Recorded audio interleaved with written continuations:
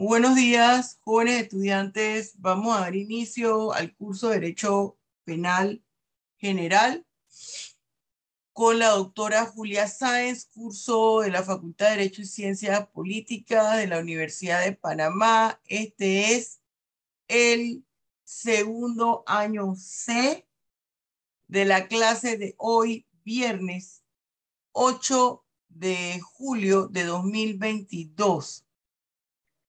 Todo el mundo en vista, por favor. Ajá, aquí hay como 13 mensajes. Bien, jóvenes, vamos a terminar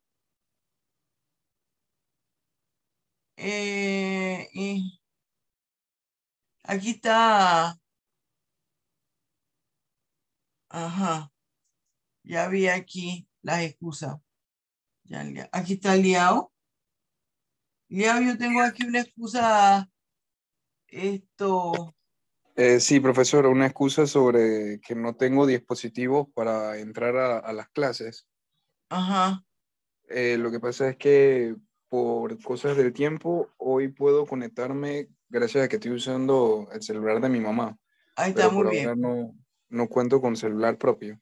Entonces no puedes encender la cámara. No, disculpe. Bien, todos los demás, por favor, en vista y voy a dictar, pasar lista al final.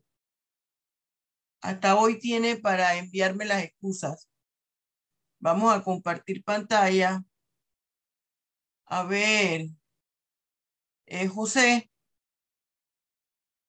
dime Dígame, José, profesor. dime José, por favor, en lo que ya yo abro aquí, ¿en qué tema terminamos? Había quedado en que faltaba explicar los eximentes de culpabilidad. Muy bien, ¿en qué diapositiva no vieron el número de la diapositiva? Era la 100, si mal no me equivoco, profesora. ¿La 100? Sí. Bien, vamos a acabar. Quiero que hagamos una plenaria de preguntas y respuestas. Y me gusta siempre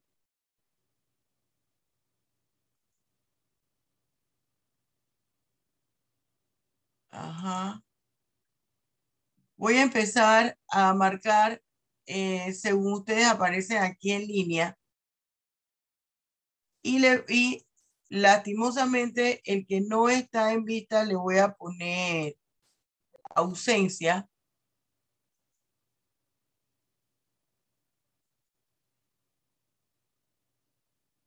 ¿Están viendo la diapositiva? ¿O no? Sí, profesora. Sí, Sí, profesora. profe. Bien.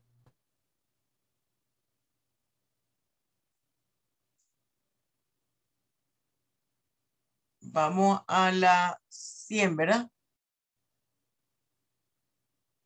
Ahorita mismo la terminamos. Bien, ¿qué son los eximentes de culpabilidad? Caramba, me la pasé. No, y esto me la pasé, ¿verdad? Ajá. ¿Qué son los eximentes de culpabilidad? Estoy viendo que me están entrando los mensajes de ustedes. ¿Qué son los eximentes de culpabilidad? Fíjense, los eximentes de culpabilidad son situaciones que también envuelven a la conducta de la gente, con la diferencia que estas conductas, estas situaciones que envuelven a la conducta de la gente, la legislación, la ley penal considera que sí se incurrió en la comisión de una figura delictiva. Incurrieron en la comisión de una figura delictiva, por ende hay delito, pero la ley exime al sujeto activo de responsabilidad penal. Fíjese, repito, Los eximentes de culpabilidad son condiciones o situaciones que envuelven la conducta de la gente, que motivan la realización de una conducta ilícita y que la ley considera que son delitos, que la persona, que el agente, victimario, sujeto activo, sí incurrió en la comisión de una figura delictiva. Sin embargo, la ley penal le libera de responsabilidad penal. Esa definición de eximente de culpabilidad automáticamente muestra la diferencia con las causas de justificación. En las causas de justificación, la ley dice, no hay delito, porque el sujeto activo no tenía opción de llevar a cabo una conducta distinta a la que realizó. Y por consiguiente hay una afectación directa al injusto jurídico. Esa afectación directa, ¿qué quiere decir? Se elimina el injusto jurídico, se elimina la antijusticia. Porque el injusto jurídico es la definición de la antijusticia, es decir, la condición de ilicitud de una conducta. En el eximente de culpabilidad, el sujeto activo tuvo la opción de analizar la situación que envolvió su conducta y por consiguiente la ley penal dice sí, la persona cometió un delito, pero le vamos a liberar de responsabilidad penal. ¿En qué se diferencia con la causa de justificación? Que la ley dice no hay delito, no hay responsabilidad penal. Y en ellos sí hay delito, pero se le exime de la responsabilidad penal. ¿Dónde se encuentran regulados los eximentes de culpabilidad? En los artículos 39 al 42. ¿Cuáles son esos eximentes de culpabilidad? El error invencible. El error invencible, ¿el error qué es? El error es una conducta, es un conocimiento falso de algo.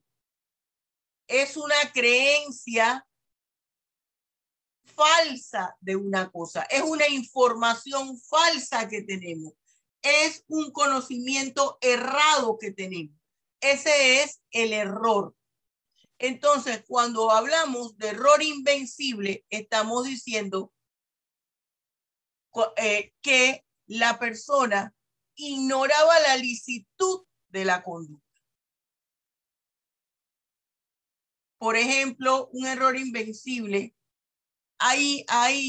Usted me va a escuchar repetir situaciones que encajan en varias estructuras del derecho penal. Un error invencible, ejemplo, la legítima defensa putativa. Esa de legítima defensa putativa, la persona cree que su conducta es lícita, pero resulta que no. En esa legítima defensa putativa, que ya yo les he puesto ese ejemplo que ha encajado en varias cosas, es cuando ya no vamos a usar el del esposo y la esposa. Una hija que vive en la ciudad de Panamá, sola en su apartamento, su mamá que vive, vamos a decir que en Colón, en cualquier provincia lejos de la ciudad de Panamá, y le dice a la hija que va a llegar a la casa el viernes en la noche, porque tiene que hacer acá unas visitas. La hija el viernes en la mañana, sale a su trabajo. Deja siempre una luz del pasillo en su apartamento prendida y la luz de la cocina. Cuando ella llega el domingo, cuando ella llega el mismo viernes a horas de la madrugada, ella se percata cuando abre la puerta que todo está apagado, todo está oscuro. Ella dice, algo está sucediendo porque yo nunca dejo mi apartamento a oscuras. Cuando sigue caminando hacia el interior de su apartamento, ella ve una imagen que se mueve de una de las recámaras hacia el baño del medio. Ella pensó, se metió un maleante, porque yo estoy sola, mi mamá llega el domingo, pero la mamá tuvo que adelantar el viaje porque estaba escuchando que iba a haber un paro de transporte y no se pudo contactar con la hija para avisarle y ella se despreocupó porque ella tiene las llaves del apartamento. Dice, yo llego fácil y ya le explico a mi hija, pero nunca pudo contactarla al celular. Cuando la hija ve ese celaje es una sombra, saca su arma con permiso, le dispara, prende la luz y es la mamá muerta. Ella está bajo el error invencible. Ella cree que su vida está en peligro. Y esa creencia que tiene es falsa. Aquí hay una que yo quiero que pongan atención. En todas, pero fíjense. En la 2, me habla cuando usted está acatando la orden de un superior jerárquico. Y generalmente, Elías, ponte en vista. Juan, ponte en vista. Generalmente, ¿qué sucede? La legislación señala, bueno, si usted la orden se la dio su superior jerárquico, entonces quien tiene la responsabilidad penal es el superior jerárquico. No es del todo cierto. Cuando un superior suyo le da una orden, si esta orden tiene una manifestación expresa de que es una conducta ilícita y a todas luces eso se advierte y usted la comete de todas formas, es responsable penalmente tanto su superior como usted, tanto su jefe inmediatos como usted. Cuando su superior le manda a hacer un arqueo de caja a la caja menuda, es decir, establecer cuánto hay, en qué se gastó, cuánto había de dinero, y se pone en combinación con usted y le dice, altera los estados de cuenta de esta caja que tenemos aquí en la oficina. Esta caja de dinero se le llama caja menuda porque son pequeñas cantidades que se tiene para comprar papel higiénico, café, bocaditos cuando vengan visitas aquí, clientes. Y usted toma dinero de esa caja en combinación con su jefe y lo reparte. Usted sabe que eso es un delito. Porque usted es contador o contadora. O aunque no lo sea, a todas luces sabe que usted no puede disponer así de un dinero que no es suyo. Usted está incurriendo en apropiación indebida porque ese dinero que le dieron es para comprar cualquier situación que surge en la oficina. Se quemó un bombillo, vienen clientes especiales y hay que tenerle aquí en el salón de reuniones un almuerzo y hay que contratar un catering y una serie de cosas. Y usted no está utilizando el dinero para eso por instrucciones de su jefe. Los dos van a tener un proceso penal si los descubren. Apropiación indebida. Eso es otro aspecto. Eso tiene que ver con ese segundo eximente de culpabilidad, las instrucciones del superior jerárquico. Con la policía. Con la policía, ¿qué sucede? cuando están en el campo de acción, están los policías en la calle haciendo su ronda, hay disturbio, llegó control de multitudes y le dice el superior, están afuera de la universidad, están los muchachos desatados como ayer, y le dice el superior, el comisionado que dirige el control de multitudes, saquen su arma de reglamento y ya a esta gente le tira a matar para que ellos entiendan que esto no se puede hacer.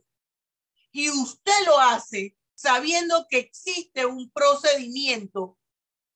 Le tengo noticia, usted y su jefe pueden ir presos. Lo menos malo es que le pongan una sanción o que los voten, pero van a ir presos los dos. Y fíjense, tan es así que aquí les habla que si usted incurre inclusive en tiempos de guerra por instrucciones de su superior jerárquico en conductas que se constituyen delitos de lesa humanidad, delitos contra la humanidad, en esos delitos contra la humanidad entra delitos de lesa humanidad, crímenes de agresión, crímenes de guerra y genocidio. Y está la desaparición forzada, que hemos comentado aquí, que es cuando agentes en representación de la estructura gubernamental de un país, de un estado, desaparecen a una persona, lo matan y desaparecen el cuerpo, por eso es desaparición forzada, por ser un disidente político. Entonces, si usted inclusive en tiempo de guerra, estando en el campo de acción, usted extermina a una población, usted va a ser sancionado, su jefe y usted. Entonces no es tan del todo cierto que toda la responsabilidad recae sobre el superior jerárquico. Pregúntele a muchos policías que estuvieron presos o que los destituyeron. Si se actúa por amenaza o coacción, la amenaza o coacción es un eximente de culpabilidad. El miedo insuperable, nadie sabe cómo va a responder cuando tiene miedo. El 5, está relacionado con el 1. El 5 es un ejemplo del 1. Cuando usted cree que está trabajando o que su acción está amparada por una causa de justificación y no lo es. En ese estado de necesidad culpante es cuando el individuo tiene bienes jurídicos que están en un riesgo, en un peligro de perecer o de ser dañados. Y entonces el sujeto, el propietario de esos bienes, actúa para defender esos bienes.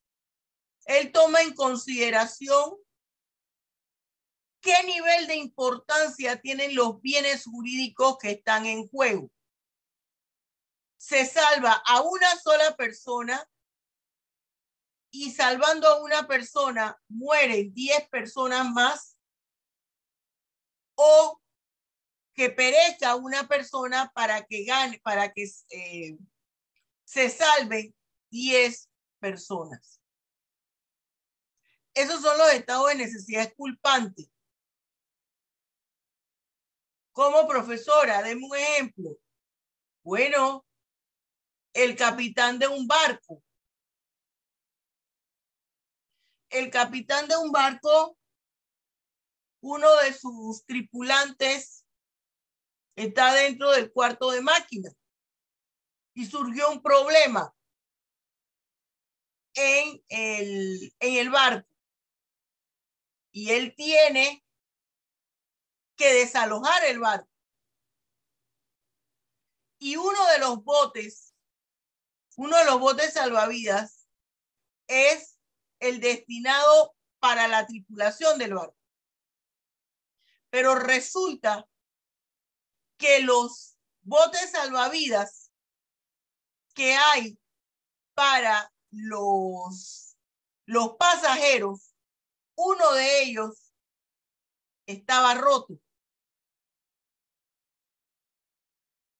Y solamente quedaba el que le correspondía a su tripulación y a él.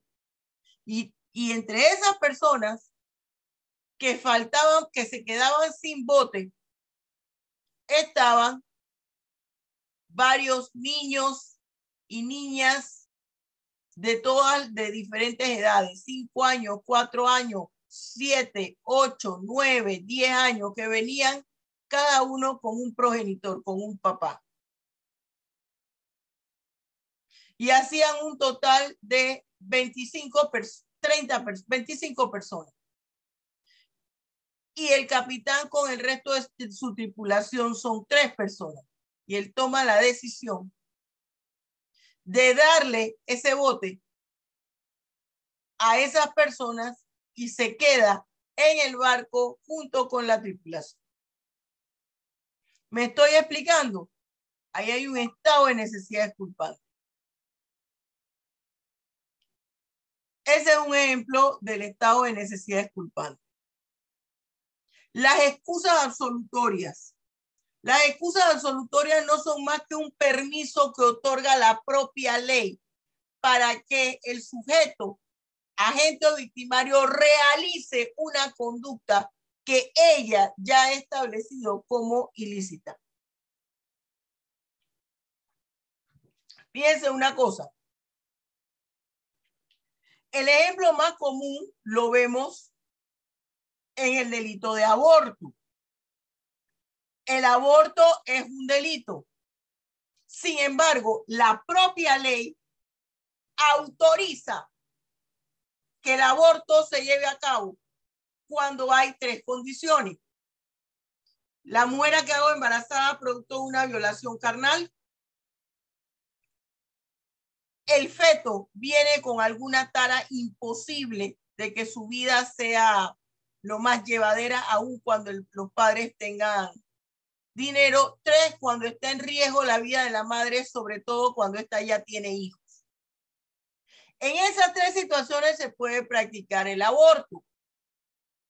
Eso es una excusa absolutoria. Otro ejemplo que le pongo aquí, el artículo 426 del Código Penal panameño. Aquí hablan de los delitos contra la personalidad jurídica del Estado. Cuando usted es nacional de un Estado y ese Estado está en guerra con otro país y usted apoya al país extranjero,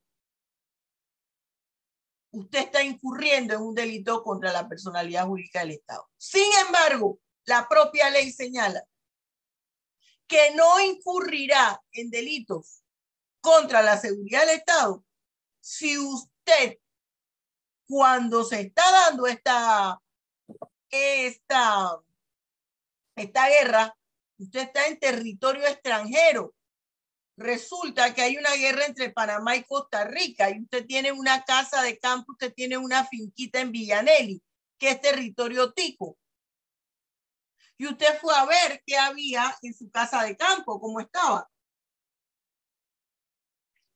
Viene unos miembros de la policía tica y le dicen: aquí usted no tiene que esconder, dar comida entre lo que llegan los refuerzos para seguir atacando a Panamá. Y usted es panameño. Y usted vive en Panamá. Aquí la ley le dice: ¿qué va a hacer usted? ¿Que lo maten? No. Usted tiene que esconderlo en su casa y darle provisiones y darles víveres.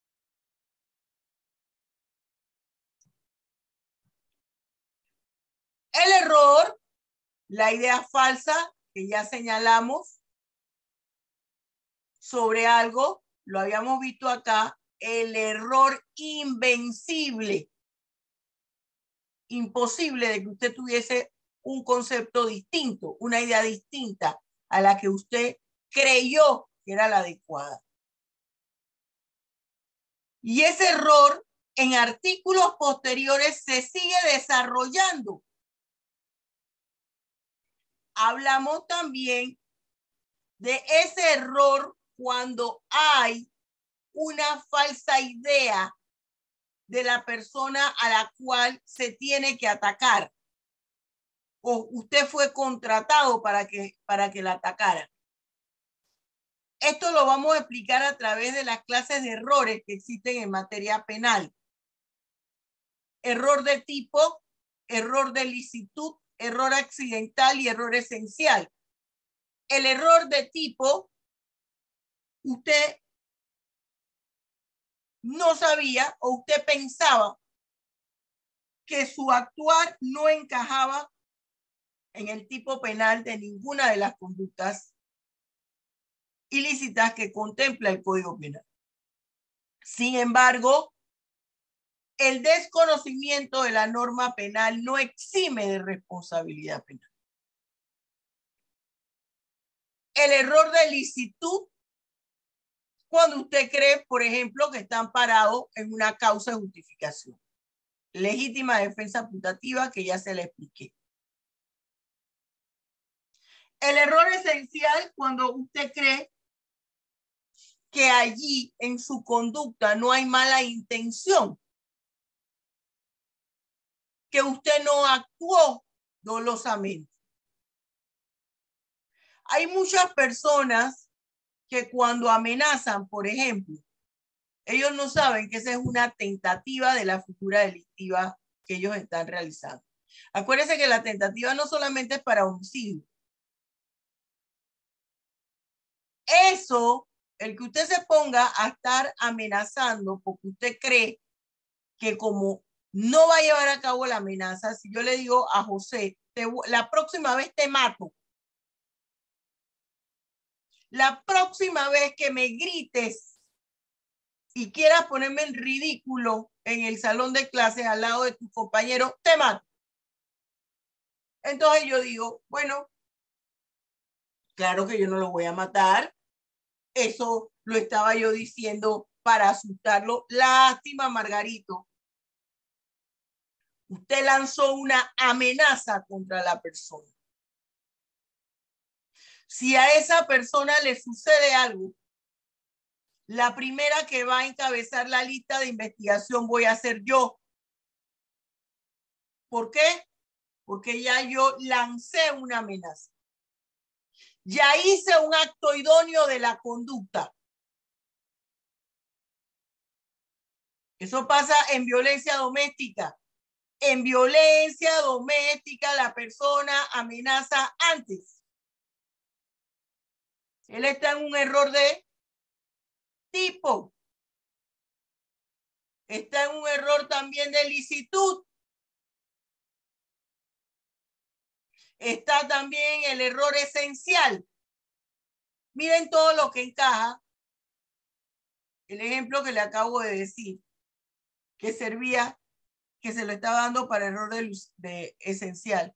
No, pero si yo nada más que le dije así para que se comportara bien. Bueno, no ande diciendo bobería, que lo puede meter en problemas. Error accidental. Ese error accidental, como muy bien dice allí, recae en situaciones anexas a la conducta. Por ejemplo, errores del delito. A mí me contrataron para que yo matara a José. Pero cuando le disparé, solo le rocé el hombro. No cumplí con mi contrato por servicios profesionales. Fui contratada para matarlo. No para ocasionarle un rozón en el hombro izquierdo. Error en el delito. Error en la persona, así como hay estudiantes despistados, a veces así hay sicarios. Por eso es que entre más experticia tenga el sicario, la persona que se contrata para matar a una persona, aunque suene feo lo que yo le estoy diciendo, más caro es contratar. Entonces, yo fui contratada para matar a David Meléndez y me dieron la foto. Pero en el momento en que yo voy al lugar donde estaba David Meléndez para matarlo, ahí yo no puedo andar con la foto así. Ay, Pavel, tú, no, tú no eres. Pavel, no, tú no eres. Yo tuve que haber grabado el rostro y resulta que yo lo confundo con José. Error en la persona. Error en el golpe. Yo voy a matar a José y trastabillo. Y cuando trastabillo, el tiro del arma sale al aire y no mate a nadie. Error en el golpe. Pero y entonces, profesora, bueno, como yo estaba usando un arma en un lugar público y es prohibido usar armas en lugares públicos, un centro comercial, un restaurante, me detuvieron. Caso fortuito, situaciones que la persona no espera. El caso fortuito, fuerza mayor. En Panamá, nunca, en la ciudad de Panamá es muy raro que haya un terremoto o que se tiemble. Muy raro los huracanes porque nosotros tenemos una posición que parece como la B chica. Ya ve que la B chica es así. Tiene un rabito, baja, sube, otro rabito que hace las veces de la S acostada. Entonces el huracán pasa por encima, pero bueno, esta vez no fue así. Y ese neurocirujano famoso que estaba haciendo la cirugía, él lo que preguntó lo lógico, ¿hay una planta de energía eléctrica? Sí. ¿Está en buenas condiciones? Sí, perfecto. Pero cayó el huracán, se fue la luz, falló la planta eléctrica y hubo un temblor. Él tenía en la mano el bisturí, cayó encima del paciente y le voló la aorta. Se desangró, murió. Aquí hay situaciones que hay que tomar en cuenta del caso fortuito.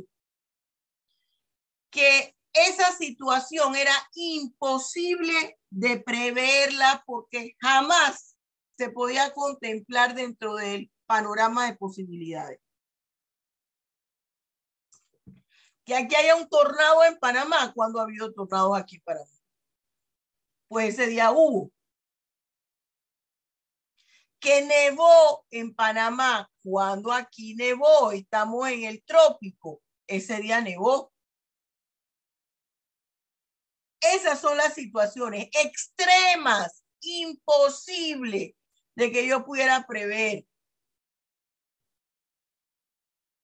Circunstancias agravantes, fíjese, reguladas en el artículo 88, eso también lo hemos visto. Las circunstancias agravantes son condiciones que envuelven la conducta de la gente y aumentan la pena. Y se clasifican en circunstancias agravantes comunes y circunstancias agravantes específicas. Las específicas, las que tiene la propia figura delictiva. Por ejemplo, usted se va a su libro Estudio del Código Penal. En la página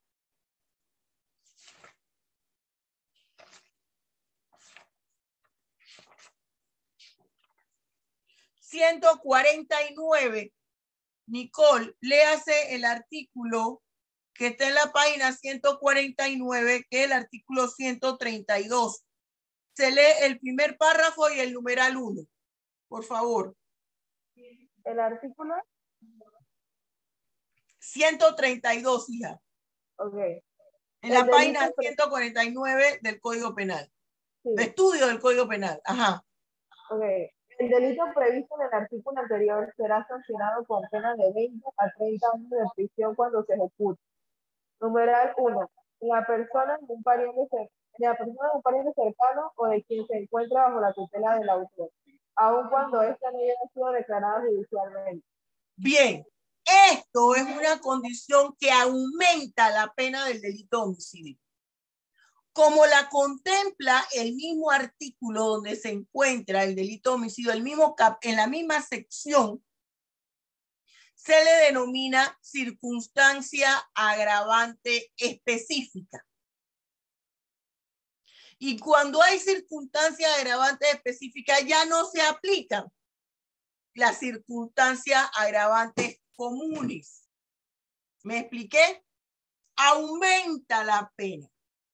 ¿Cuáles son esas circunstancias agravantes comunes? Está el que el hecho se planifique y se dirija desde una prisión, un centro penitenciario, vaya, que se cometa esa figura delictiva utilizando conductas que ponen en un peligro común a la comunidad. Se descarrila un tren, porque en ese tren iba Nicole, pero lo que pasa es que no solamente iba Nicole, que es el blanco, sino que habían con ella 105 personas más y todas mueren junto con ella. Si hay arrepentimiento, si la víctima es un menor de 12 años, si es un adulto mayor, si la víctima es una mujer que está en estado de gravidez, es decir, embarazada.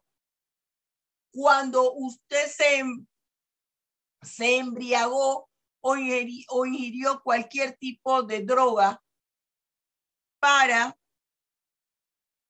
darse valor e incurrir en la comisión de una figura delictiva. Acuérdese que hablamos de la embriaguez fortuita y la embriaguez preordenada.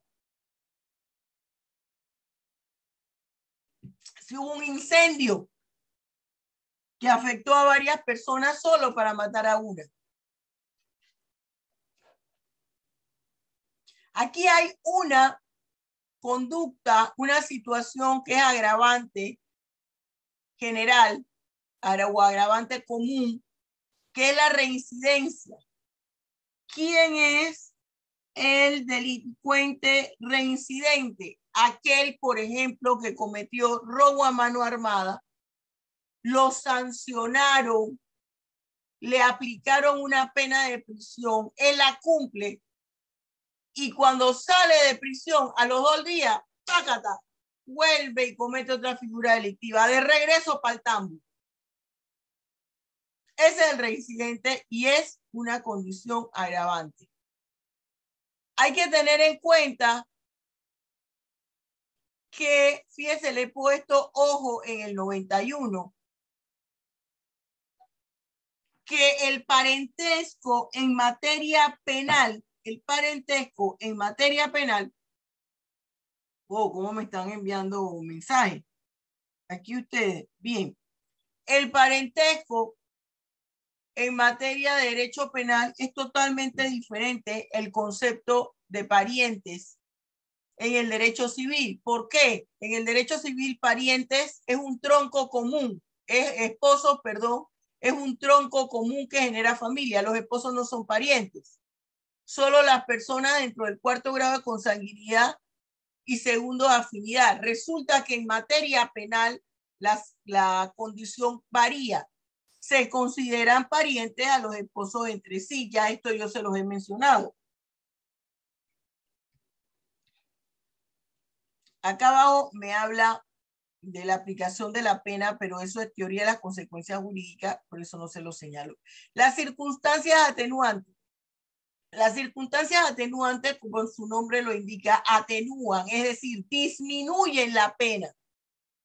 Primero se aplica al momento de individualizar la pena el agravante y después la atenuante. Un agravante, el arrepentimiento.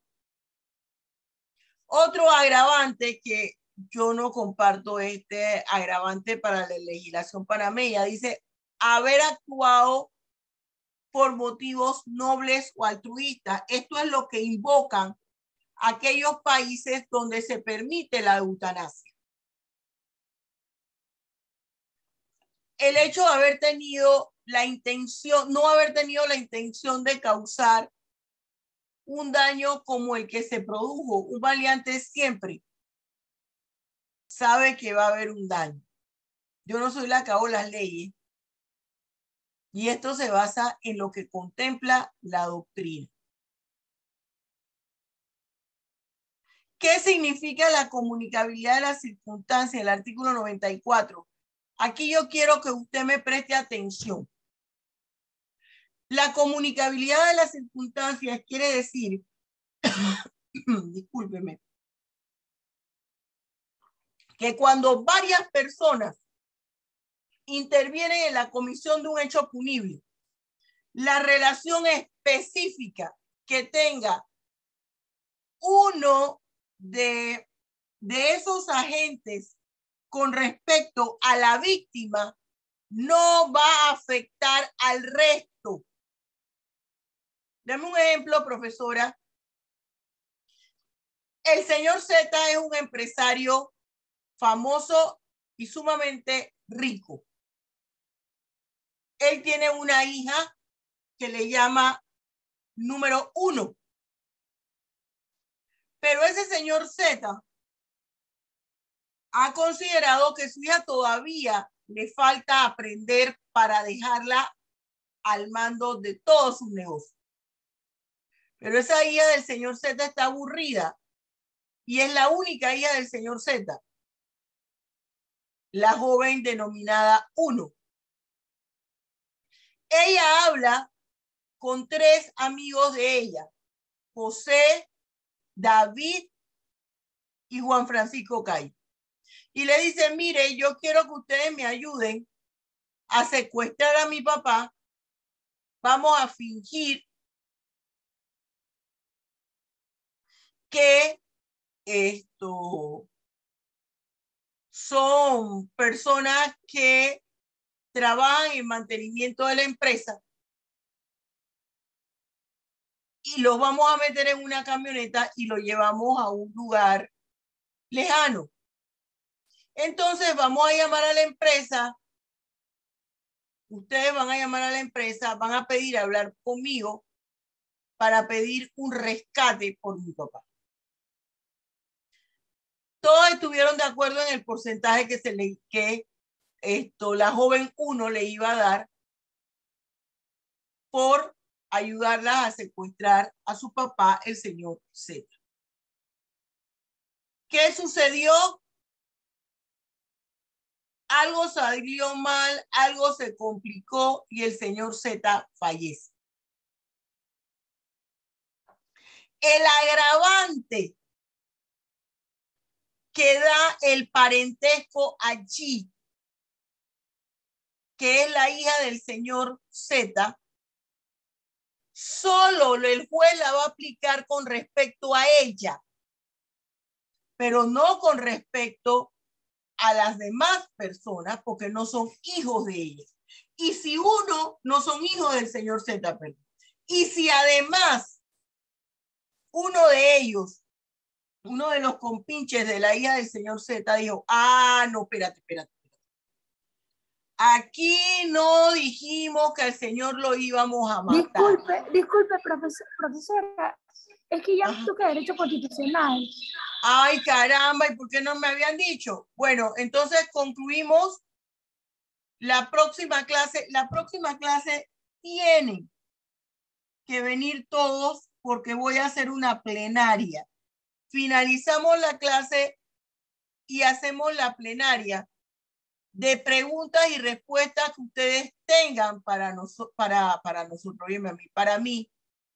Y la última clase del viernes de la otra semana también es obligatorio venir.